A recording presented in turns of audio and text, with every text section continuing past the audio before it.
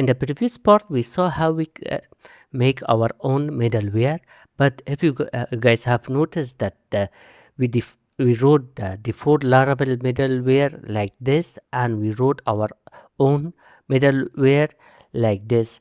This is because we directly call our middleware inside our route. We have not defined any aliases to our middleware. We can do that also. We can also define an alias to our middlewares.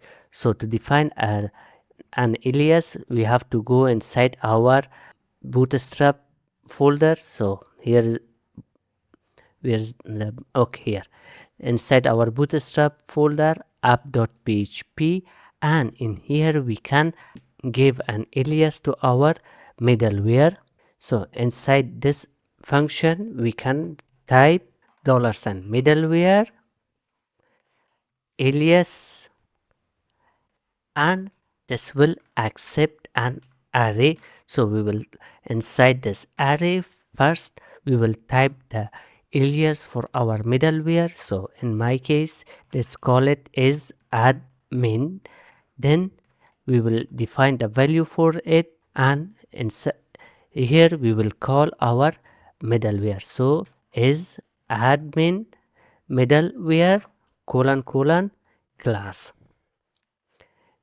That's it. Now inside our web.php, we don't have to call our middleware like this. We can remove this from here and simply type is admin.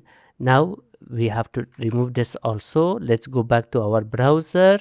So if I open in here in this browser, I am admin.